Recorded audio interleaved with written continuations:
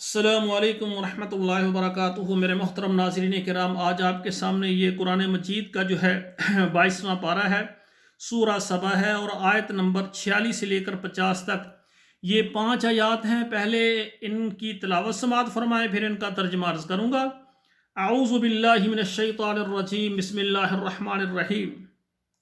قل انما اعظکم بواحدۃ ان تقوموا للہ مثنی وفرادا ثم تتفکروا ما بصاحبکم من جنۃ ان هو الا نذیر لکم بین یدی عذاب شدید۔ قل ما سألتکم من اجر فهو لکم ان اجری الا علی اللہ وهو علی کل شیء شہید۔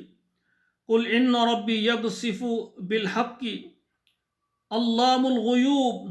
قل جاء الحق وما يبدئ الباطل وما يعيد۔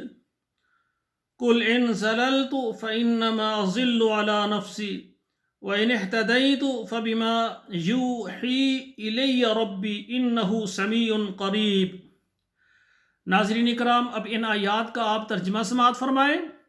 قل انما اعظکم بواحدۃ، کہہ دیجئے میں تمہیں ایک نصیحت کرتا ہوں، ان تقوموا للہ مثنی وفرادا، یہ کہ تم کھڑے ہو جاؤ اللہ کے لیے ایک ایک دو دو، ثم تتفکروا ما بصاحبکم، پھر غور و فکر کرو، دھیان کرو کہ جو تمہارا ساتھی ہے، من جنتن، کیا اس کو یہ مجنون ہے، اس کو سودا ہے، ان هو الا نذیر لکم، نہیں ہے یہ مگر تمہیں ڈراتا ہے، بین یدی عذاب شدید، تمہارے سامنے سخت عذاب کے آنے سے۔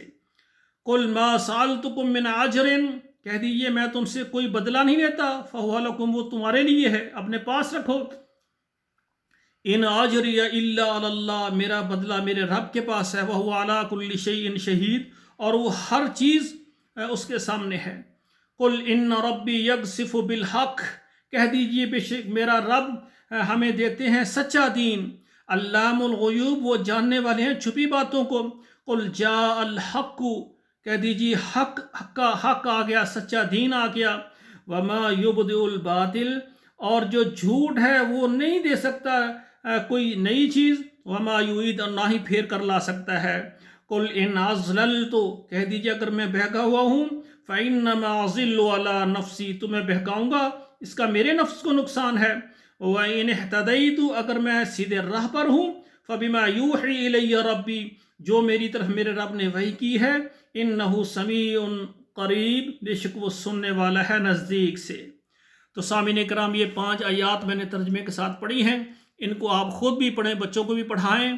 اللہ ذوالجلال ہمیں قرآن مجید کو سیکھنے کے بعد، پڑھنے کے بعد، ترجمہ یاد کرنے کے بعد اللہ ساتھ ہی ہمیں عمل کرنے کی توفیق عطا فرمائے۔